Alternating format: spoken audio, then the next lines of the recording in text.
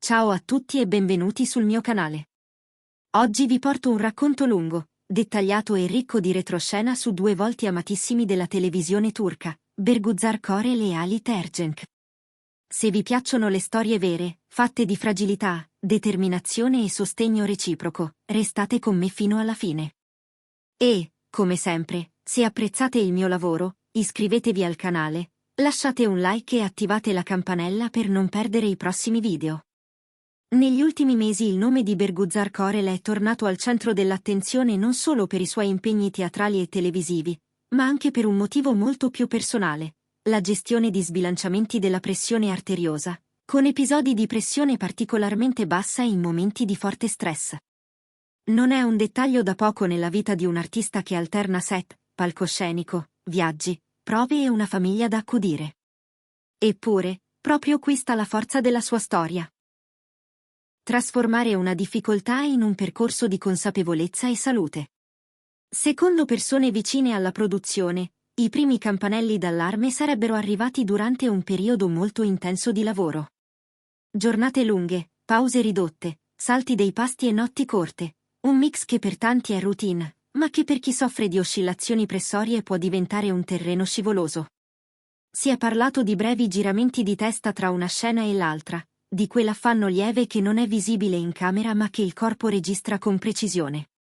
Nessun dramma sul set, nessuno stop eclatante, solo la necessità di fermarsi, respirare, riequilibrare.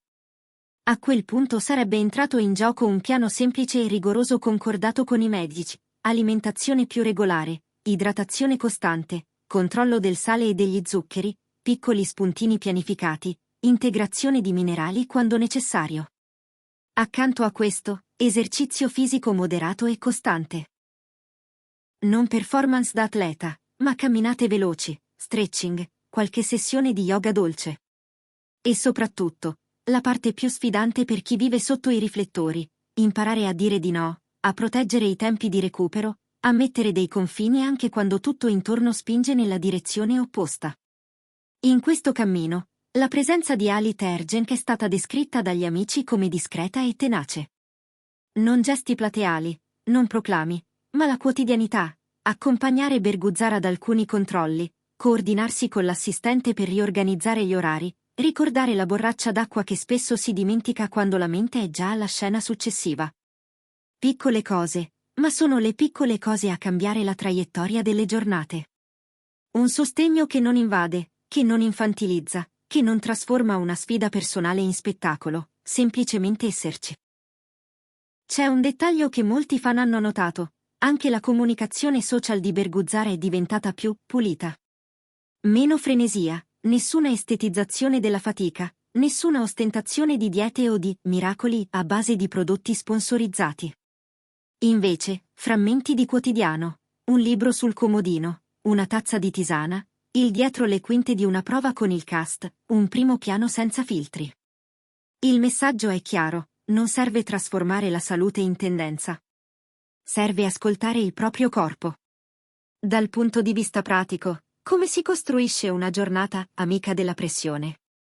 Chi l'ha seguita da vicino parla di un ritmo finalmente cadenzato. Colazione mai saltata, fonti complesse di carboidrati, proteine leggere, frutta ricca d'acqua.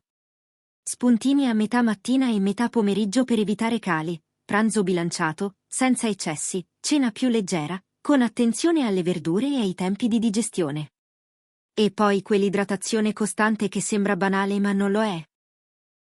Acqua, tisane, brodi vegetali quando c'è bisogno. Sul set, un piccolo kit sempre in borsa, misuratore portatile, una barretta salata, frutta secca, un integratore prescritto dal medico per i momenti critici. Il lavoro, intanto, non si è fermato. Anzi, paradossalmente, l'aver messo la salute al centro ha permesso a Berguzar di ritrovare una qualità di presenza che i colleghi hanno notato subito. Tempi più concentrati, meno dispersione, più energia nei momenti che contano. Anche la produzione si è adattata: pause strutturate, una cabina laterale con un ventilatore quando gli interni sono troppo caldi, una sedia riservata in prossimità del set per evitare spostamenti inutili. Non privilegi da star, ma norme di buon senso che dovrebbero essere standard per tutti.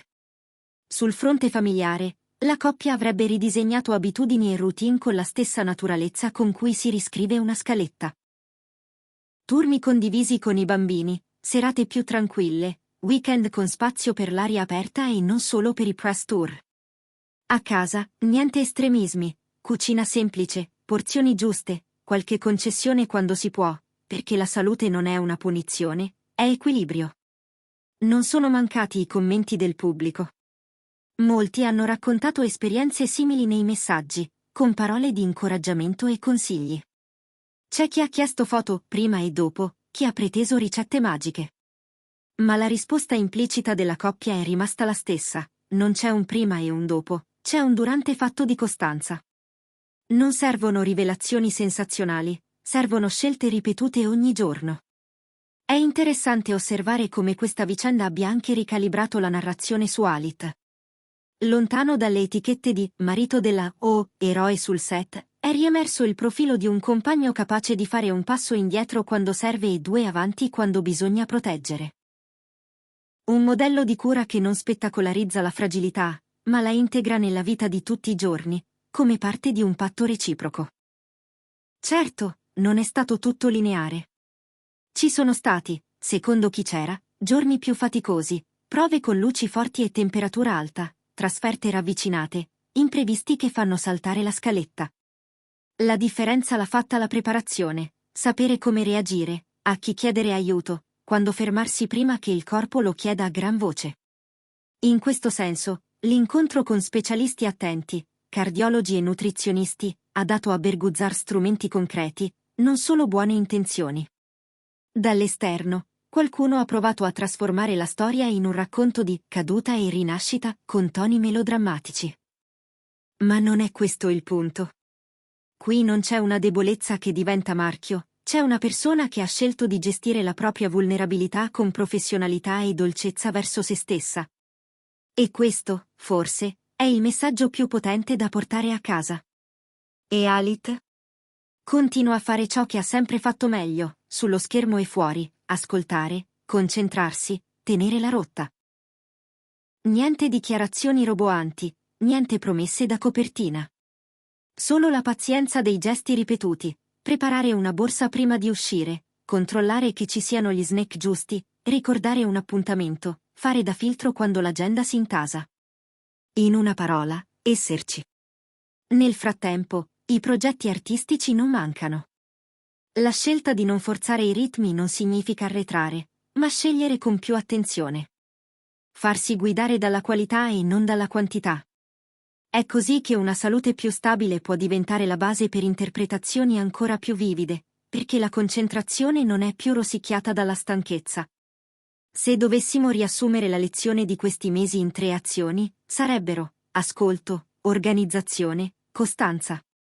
Ascoltare i segnali del corpo senza vergogna. Organizzare il quotidiano in modo che sostenga, e non saboti.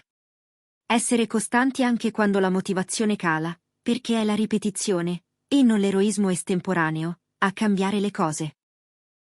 Questa storia non è un invito all'autodiagnosi, né una ricetta universale. È il racconto di come 2 persone, sotto i riflettori, hanno trovato la maniera di proteggere ciò che conta di più, la salute e la serenità. E di come questo abbia reso possibile, paradossalmente, lavorare meglio, amare con più calma, vivere con più pienezza. Prima di chiudere, la domanda per voi: vi piacerebbe vedere Berguzzar condividere, magari in futuro, un progetto dedicato proprio al rapporto tra benessere e vita artistica? E quanto pensate che il mondo dello spettacolo sia pronto ad abbracciare davvero ritmi più umani? Scrivetemelo nei commenti, li leggo tutti. Se questo approfondimento vi è piaciuto, lasciate un like, iscrivetevi al canale e condividete il video. Grazie per essere arrivati fino alla fine. A presto con nuove storie.